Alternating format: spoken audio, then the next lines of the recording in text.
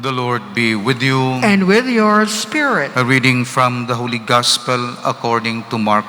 Glory to you, O Lord. As Jesus was passing through a field of grain on the Sabbath, his disciples began to make a path while picking the heads of grain. At this the Pharisees said to him, "Look, why are they doing what is unlawful on the Sabbath?" Jesus said to them, "Have you never read what David did when he was in need and he and his companions were hungry? How he went into the house of God when Abiathar was the high priest and ate the bread of offering that only the priests could lawfully eat and share it with his companions?"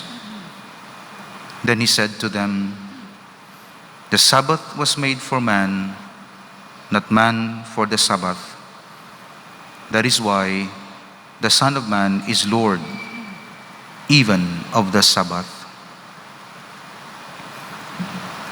The Gospel of the Lord. Praise to you, Lord Jesus Christ. Brothers and sisters, the Gospel reminds us today that the Christian life is always truth-oriented, reality-oriented, not legalistic, not personalistic. Because oftentimes, we base the criteria of our moral life on who is speaking, not so much on what is the truth. Daw ang akong example, basta nanamian ka lang sa tao, bisan butig pang ginahambalya, sundon mo. Hindi tungod sa kamatuuran, kundi may pabor ka lang nga makuha sa iya. Kani ko magkambyo na gani, kag wala ka na sang pabor, kontra mo na. Nung nagkakatabo sa Amerika, bataan yung news, wala kita nag-judge, pero may manifestation. VIP-oriented.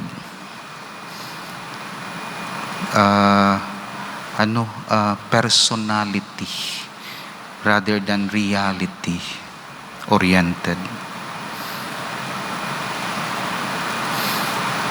So kung sinuda aga muna sundon bisan sala amuning Pharisees, akigan sila ni Jesus. Kay Jesus siya truth oriented. Of course, truth brought him to the cross, the defense of truth. Di bilang follower siya, truth-oriented kita. Kaya ang truth ay aga pangibabaw. Tingoan naton prudent. Di man nga truth ka lang nga mabira-bira ka lang, dali ka man mapatay. Wise ka man. Pero hindi ang last criterion sang life, hindi ang who, kundi ang what. Hindi nga who is right, kundi what is right. Because the who changes from time to time. Example sa parokya, ako. Example ko lang, manamian ka mo sa akon. Tapos may sunod nga pari. Hindi na ka mo manamian. Pero amo tong sakto. Ano matabo sa parokya ta? Pari lang example ko. Leader man Iba na leader. That's why sa Kristiyano namin ba ng who? Kaya who mo, hindi siya magpangibabaw sa what is true. Sa akon sa tribunal, kung who lang, di miguhay lang kami Dasig kay miguhay kami, dasig ya kaso. Pero no, San miguhay kita, tanawon tang truth. Kaya ang tribunal hindi niya miguhay. Ang tribunal niya, truth-oriented. San migo kita, pero kung gabutig ka, hindi na yung works ang tribunal. Tanawan nyo sa politics. Tanawang nag-govern ng mga principles. That's why, nagaguba kita tungod kay ang importante para sa hindi ang truth, kundi ang politically correct.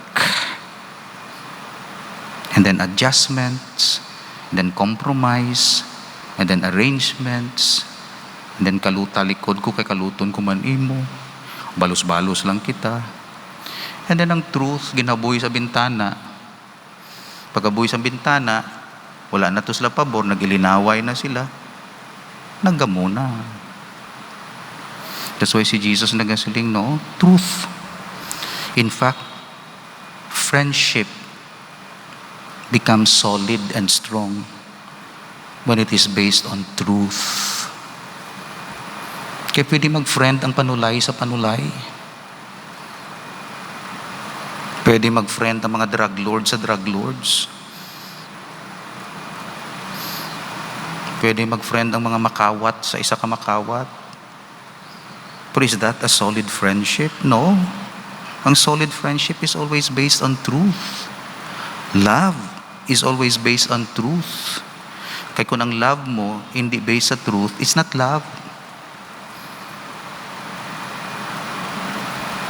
Namuna perming ako ng example na distort na ang love kaya hindi na truth-oriented. Feeling na lang yan. Basta love mo, may feeling ka, love mo na. No. Hindi, it's not automatic na true love. Kaya ang true love true love. True, based sa truth. So, budlo-budlay na, pero gina-remind kita, veritas in caritate, and caritas in veritate. Veritas, meaning truth, expressed in love. Hindi ka man maghambal sang truth nga patarasak lang, kag tapos ma-hurt mo ang tao, no? Truth in love. Kag ang love mo, based sa truth. Duhagid na, delikado ang love ng wala truth. It becomes fire. Delikado man ang truth nga wala love. It's simply light without warmth. That's why ang light, ang kalayo may light, meaning truth, kasanag. Kag may warmth, meaning love, company na sila. Imagine ninyo kung maghambal akong matuuran, wala love. It's just like fire.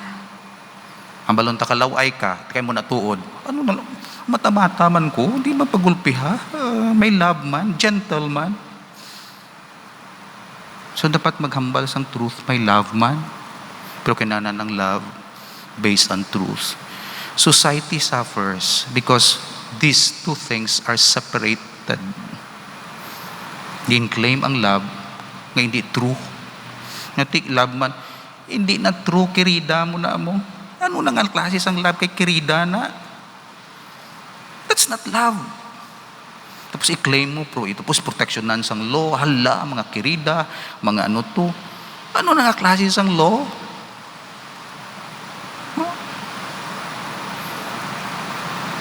Protectionan mo to yung kirida, ang asawa, wala mo to yung tudtuod. Magtipiyok ka diya sa kirida, tanan nga mga protection sang law, kag sang mga privileges sang pension, kag mga properties. Wala ka diya sa asawa nga tudtuod, ginamo na. Of course, may mga exemption.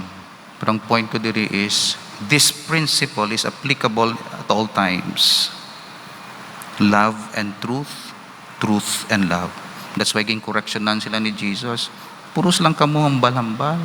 Wala ka mo love. Puros lang ka mo love. Di man sa base sa truth. That's why kinahanglan gida mo na. Ito nga on naton. Kaya mo na ang virtues. So, is it true? Is it loving? Expressions ng love. Kung akong kaisa ako may kakulangan. True, true. Pero hindi ako loving. Hindi compassionate. Kung isa gaabot man nga, super compassionate. Pero itolerate ko. Kaya sige na lang, muna kiti ilabda ka muna. Pero hindi man based sa truth. Bisan sa parish management, bisan sa family, bisan din mo na true na yung principle. Organization, true na yung principle. So kadamo sa nagasuffer, kadamo sa mga consequences because love is separated from truth and truth is delivered without love. Both go together sa kay Jesus. He is the truth. He is the life. And He is the way of love. I am the way, the truth, and the life. Virtue, nabutang diri, ang aton virtue, naga-facilitate sang aton growth spiritually. Kag mga virtuous, may facility to do good. Ang mga bisyuhan, bisyuhan, may vices, nabudlayan maghimo sang maayo. That's why kung ma-develop naton ng virtues, second nature naton, hapos lang. Nga kabuot sa imo no, nga long suffering, nga may pasensya ka, nga may perseverance ka. Ako ya wala. Di kay na-develop ya virtues mo. Di mo ya wala mo na-develop. Nga kataas ang inyong faith, nga ga-persevere ko mo magsimba adlaw-adlaw, nga kay ti na-develop ang iya virtues. Wala na ya ginapangayo mahulog sa imo tapos pagkaaga masimba ka na adlaw-adlaw no. Gabalik-balik ka sa simbahan para ma-develop ang virtue. Wala na yan nga ginhaboy sa imo tapos pagkaagat na transform ka na, no? Virtue ya gina-develop na. Spiritual muscle gina-exercise. So, pero sa pag-exercise naton, ang mabutang diri, the path of virtue is difficult ascent, not an easy descent. Virtue can only be acquired and increased by a struggle and self-conquest. For many obstacles have to be encountered, inward hindrances, the evil inclinations of the human heart, and the outward hindrances, and even the contempt and persecution of men. Pero ang aton kano virtue, imuon naton to be performed for the glory of God, which will be rewarded after death. So, many appear to be virtuous, but are not so in reality because their virtue cost them nothing. Those who desire to attain proficiency in art or dexterity in a trade must give themselves much trouble in learning it. Suffering is inseparable from virtue. So, kung wala ka nag-suffer, of course, for the glory of God, hindi ka mangin virtuous. So, kumangayo ka, Lord, make me virtuous. Are you ready to be formed? Are you ready to be modeled after Christ? Are you ready to suffer? Kaya ang virtue na develop lang through suffering. So, dugangan ko, virtue, nabutang diri, procures for us real happiness both in time and eternity, in this world and in the life to come. So nabutang din. The Greeks related to Heracles, one of their heroes, that at spot where two roads met, he found two maidens awaiting him. Kagangalan sa mga maidens, pleasure and virtue. The former spoke flattering words to him, meaning pleasure, and promised him a life of enjoyment. The latter, virtue, gravely warned him that many sorrows awaited him, but they would be followed by an everlasting reward. Heracles wisely followed where this one guided him. Sin, although it leads to perdition, is unquestionably most alluring. Virtue is difficult and laborious, but it is attended with blessings. The fear of the Lord, the practice of virtue, is the way to attain true happiness on earth. Psalms ina. Much peace have they that love your law. Above all, the virtuous man will have joy at his latter end. How joyfully St. Paul spoke of his approaching dissolution. Nothing can really harm one who loves God. All things, however adverse they appear, work together unto good. Romans chapter 8, verse 28. Many temporal blessings are bestowed on him. It's found on Psalm. He is compared to the psalmist, by a psalmist, to a tree planted by running waters. So kung lapit ang kahoy sa suba, isan magtagilinit, ang iya gamot dito sa tuburan. O tanawang aton nga nara nga na, may tubi na sa dalom, ginahakwat siya na ang aton nga grounds. Tama na bala ka delikado. Muna magbagyo-bagyo, nung hangin, ginakulbaan ko. Sulod na to sa hall. Gamot niya. Dito, gakrak na ang Gaydugay ang chapel ta na nga makrak na sa dalom. Lag ko ang ilagamot. Nga tubi diraya, wala gauntat. Dira. That's why nami na da nga bubon, wala ginaya gauntat. Bisan summer, why puno na daya. Nalagas nila na. Gamot. So bisan magtag-ilinit, buhi sila ya. Kay nami sila. Muna kita basta ang virtues, ang tao nga may virtues. Bisan may mga challenges, dalom ya gamot, connected siya sa Dios. Iya prayer life, iya goodness. Sana pang da sa babaw. Appearance daw daw nadula ay nga dahon. Kung may autumn kita diri, dula, no? Dugay-dugay. Pag spring, summer, dutubo naman siya. Kay solid ang iya foundation sa virtues. So a virtuous life contributes to one's physical well-being.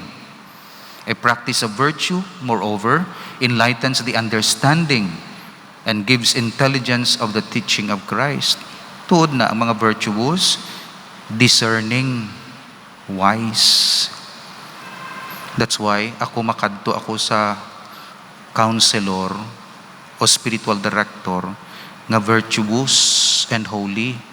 Kung bisan indigid man siya wise, sang sa alam-alam nga bisyuhan.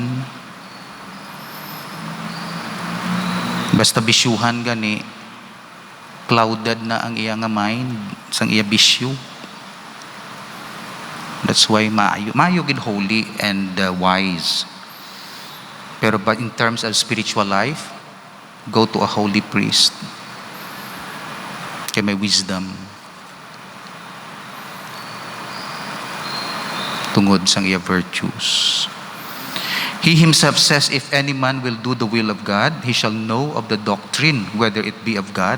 O, tingnan nyo, basta nagatuman siya sang sugo sang Dios, pangkuton mo siya, tudluan niya ka pati sang sugo sang Dios. Kiti, balaan niya mo, pray siya mo.